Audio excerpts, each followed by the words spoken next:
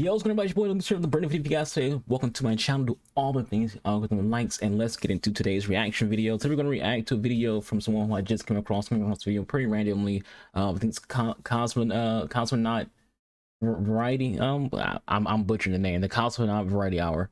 I was just on YouTube and saw this video recommended to me. She-Hulk is fine, and you guys are just being dumb.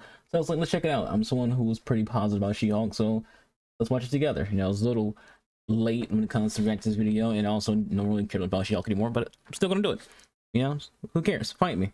But anyways, do all I said before, do all thing other mics. I didn't mean to repeat that. I was going to say, as always, watch the original video, leave the original creator like let them know that you enjoyed their video. If you did, if you didn't, you know, I don't. She-Hulk is fine. You guys are just being dumb. You have no idea how badly I want to make this the title of this video. You know what? Fuck it. I'm gonna do it. I feel like baiting the reactionary crowd today. And disclaimer for those of you who get mad at YouTube titles, no, you aren't dumb for not liking the show. This show is full of things worth criticizing, which I'll get to later. But it's just not that bad. That episode's, like, I swear, to be honest with you, the episode with the wedding is definitely like the worst episode in the entire series. This past month or so has felt like it lasted an eternity, because every fucking week I have to go online and see people complain about the new She-Hulk episode and claim that it's the worst show they've ever seen. Literally, the worst ever. I've seen so many people claim that online. If you really say that, I think you need to watch more shows. And you know, you'd think this was actually a bad show, when in actuality, it's just inoffensive. Well, it's inoffensive if you're not a member of the sensitive vocal minority.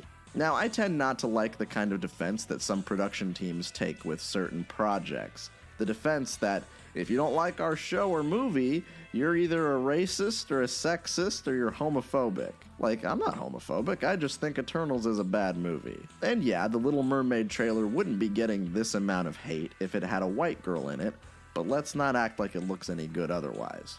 And in the case of She-Hulk, I'd say we haven't seen enough of Little Mermaid to make that comment. Like, we haven't seen enough of Little Mermaid to say that it won't be good or it doesn't look good. All we saw was a chick on a rock sing like a few seconds, and that was it. Like, you can't really like have an opinion of it at that point. It's no surprise that a lot of people who don't really like women that much don't really like this show. But in the case of this show, I don't really think there's anything they could have done to avoid gamer boy rage. Like, let's look at the most controversial MCU stories told so far. The ones that caused the most debate online. Captain Marvel and She-Hulk. Are we seeing a pattern here? Hell, I think they would have gotten mad about Miss Marvel too, but they didn't watch it because it has brown people in it. They only watched this because they heard Daredevil was gonna be in it. If he wasn't in it at all, most people probably wouldn't have watched it. Some of the people who hate this show just hate it because the character of She-Hulk occasionally says that dudes don't rock sometimes. And I know that's very difficult. So like that whole thought process when it comes to like people, I don't like the show because it's anti-men. It's really not. If you actually watch it, which by the way, most people who hate this show and hate like movies that are like that, they don't even watch the stuff. They don't even watch it. They just say they hate it because they hear about it and things like that. There's a generally the reason why they say that it's anti-male is because there's a lot of negative male representation in the show or the movies, but there's actually a lot of good male representation in She-Hulk. You have the suit designer. He's a great character, and he's there in a positive way. It's more comic relief than anything. Not you have Matt Murdock, not a negative character in the show. You have her family, like her dad and her brother. They're all, you know, put into in the show in a positive manner. And there's also the male lawyer who played Chase, Adrian Chase, in Arrow. He played Prometheus. That is, I got the actor's name, but he plays in the show, and he's in a positive light. I guess the only negative to him is that he's a sneakerhead. But generally, there's not a lot. The real negative men of the show are the villains, and you know, the uppity, like this guy, this lawyer guy. He's a dick, but he's like a dick in a way where it's was understandable. Like, he's a very, very wealthy white dude who owns a freaking law firm. You kind of like imagine, like, yeah, a lawyer would kind of probably like a dick, But outside of that, even like freaking Abomination is a positive male character, even though he does some dumb stuff here and there. But generally, he tries to be a positive character. So there's not as much negative male energy or representation as people who don't watch the show want people to believe. To hear, it might make you cry to hear me say that out loud. I should have probably censored it, to be honest. See, when a show or a movie has a woman as the main character and she likes to say stuff like that, personally, I don't really care. It doesn't really bother me. Same. Because I'm normal. That green cartoon lady said that I'm a bad guy. See, the thing is, there's just no way to avoid getting criticism from dudes like that. They're not gonna like the show either way because you have to make the She-Hulk show a girl boss show, or it wouldn't be faithful to the character at all. So the show has... Which, speaking of that, and if y'all who are new to my channel, I pause a lot because it's not just me watching the video, it's me also giving my opinion on things that I'm seeing in the videos. I'm not a She-Hulk fan, but I have a lot of She-Hulk knowledge, mainly because my second favorite faction in comics, after the X-Men being the first, is A-Force. A-Force has She-Hulk in it, so I know a lot about the character. I've read some of the She-Hulk comics, and generally when it comes to She-Hulk's character, the way she is in a show is comic book accurate. She's that way in the comics. And people who complain about She-Hulk hasn't read the comics. She-Hulk's a comic character who not a lot of people have read the comics for, so they don't even know this is how she is in a comic. They don't know that she's basically like a female Deadpool when it comes to, you know, the one-liners or cringy comedy and, you know, the fourth wall breaking kind of stuff. Like when the show came out, I would show people like parts from the comics, like part in the comic where, you know, she breaks a photocopier with her ass because she was printing pictures of her ass while in She-Hulk form. She got fired because they're like, you broke a photocopier, taking pictures of your ass, well, scanning your ass to get pictures. That's a real comic where she did that. Then there's like the comic that Marvel did to make a joke of the comic book code. Look into that if you don't know what the comic book code is, where they kind of had She-Hulk jump rope naked to piss off men. And this is all like before the current situation. This is like, you know, at least late 90s, early 2000s when it comes to like this kind of stuff. Like She-Hulk's newest comic when it comes to like the reintroduction for her character in like 2001, I want to say 2002, it was early 2000s, is literally titled Single Green Female. And I'd imagine this show draws a lot of its representation from the single green female. There's also a comic where her and Spider-Man, where she's definitely like in a sexually compromising position, and Peter's behind her, and she's like, Peter, give me a hand. And all you see is Spider-Man like has a look in his face like he's like trying so hard to not risk it all, and it's just She-Hulk's ass near his head. Like that's a comic in Marvel. So like the whole thing of her twerking with Megan Thee Stallion, that's believable. It's one of the most comic accurate TV shows or movies out there. And the weird thing about it is you can't win. If you make something that's not comic accurate, people are gonna complain about it. If you make something that is comic accurate, people are gonna complain about it.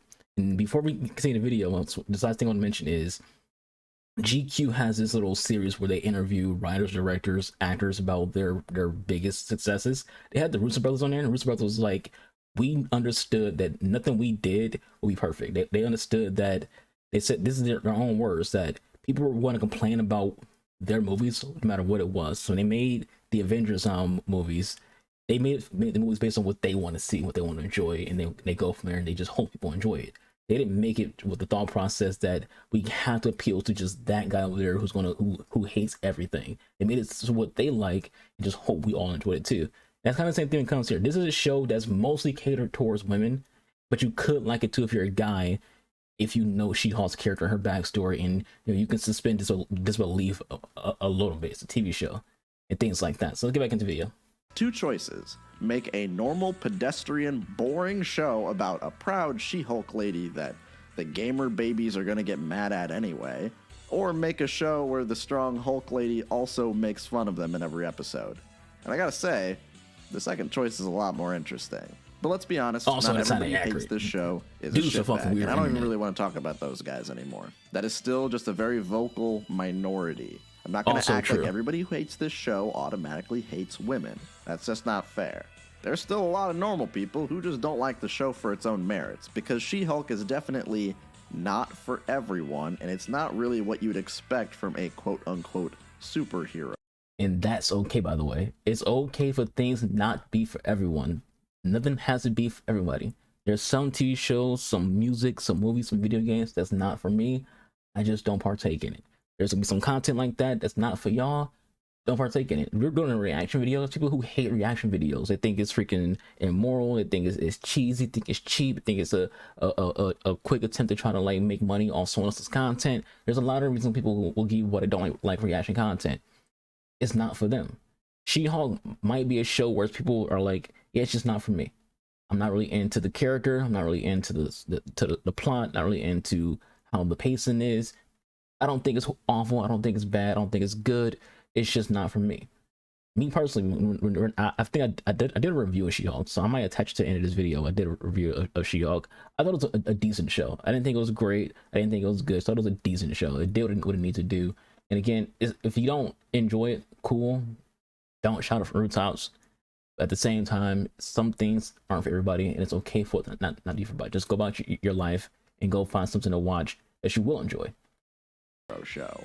I think it's pretty safe to say that She-Hulk is a slice of life comedy show. The stakes are low, the vibe is very lighthearted, and naturally, that means a lot of people don't like it because nothing happens. And I'm not exactly interested in shaming people who think this way, because modern television has kind of conditioned people to think this way.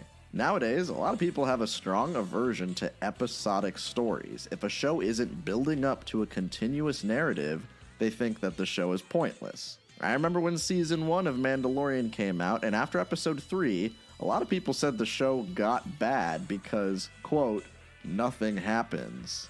In my opinion, a show does not need to be building up to a final battle with a season-wide villain in order to be interesting.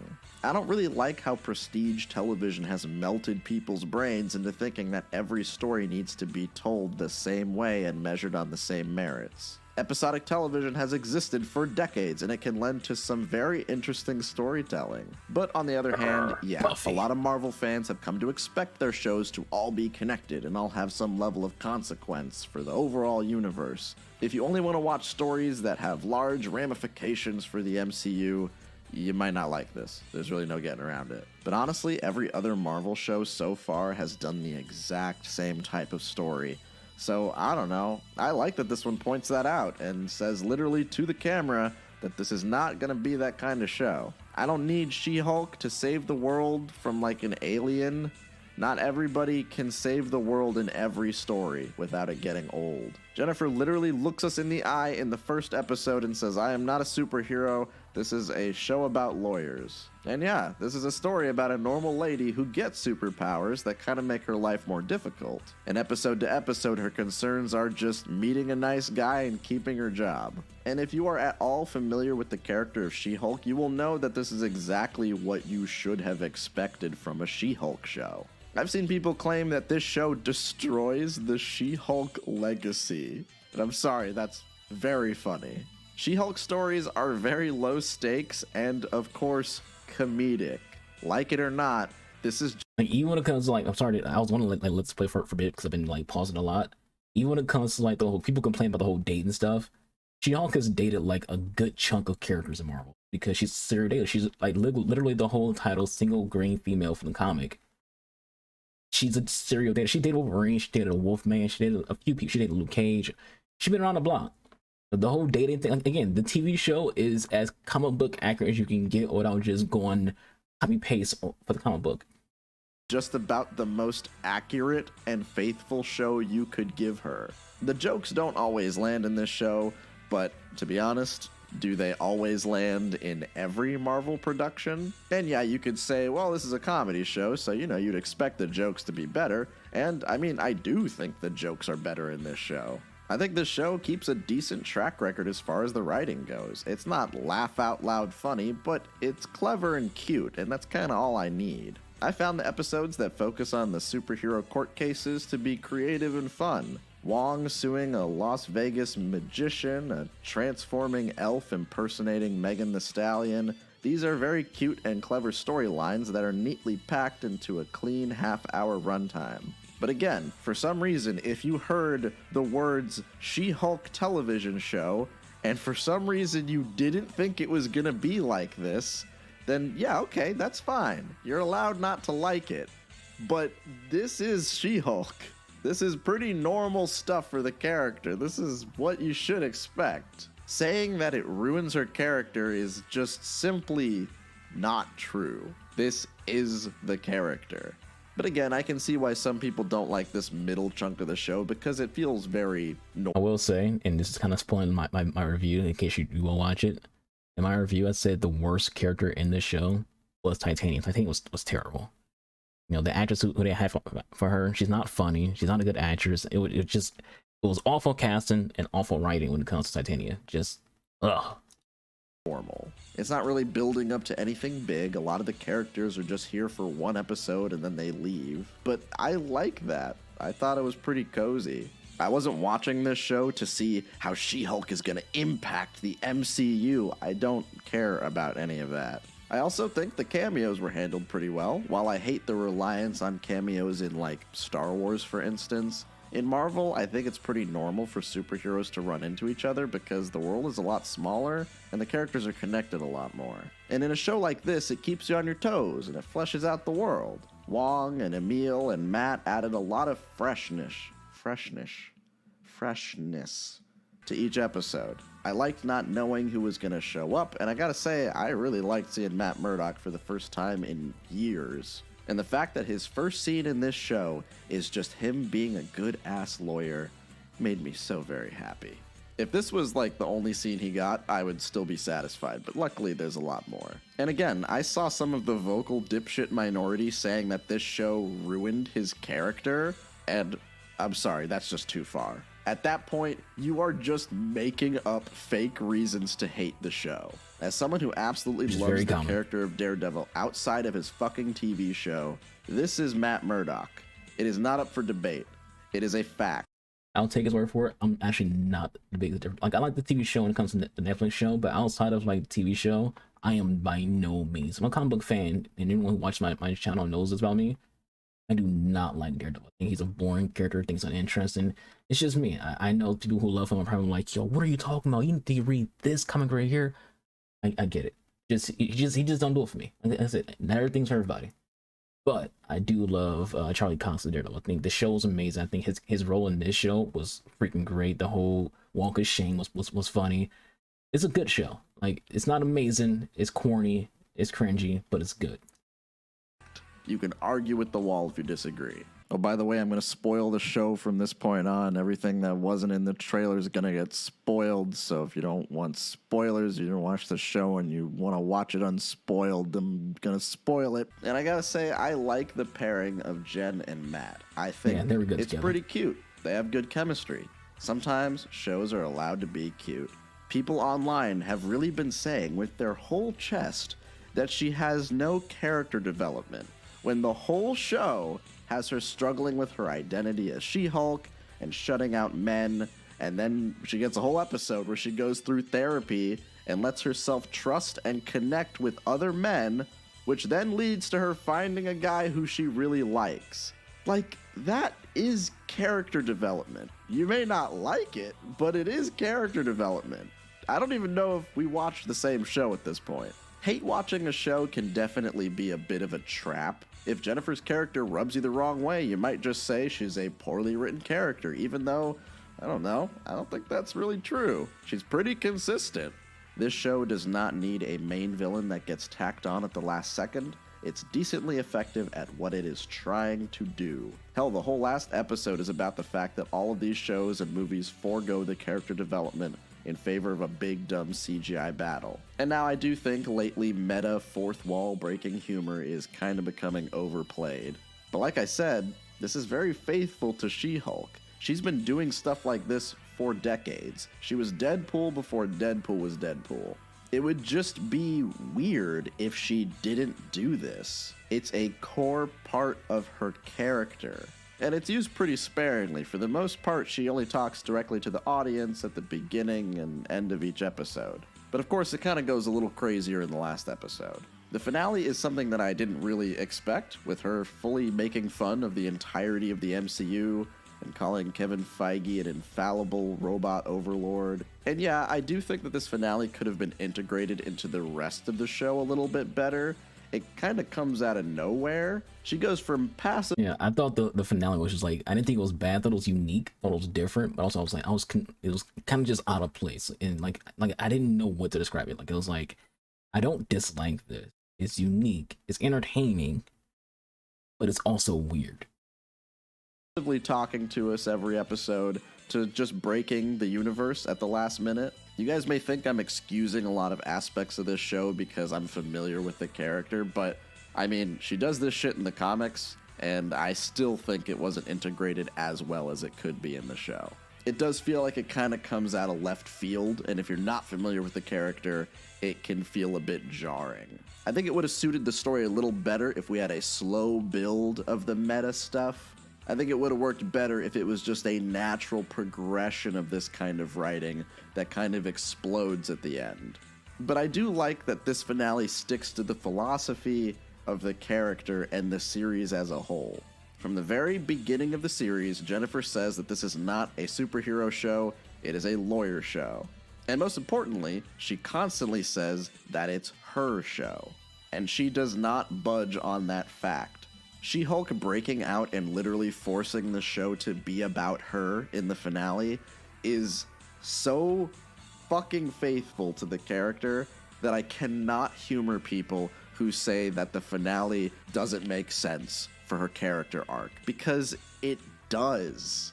While the finale may seem like it comes out of nowhere and it could be integrated better into the show, I think it manages to be faithful to the character while still toying with the TV show format. It's clever, it's cute, and it's fun, and it's exactly what I wanted from a fucking She-Hulk show.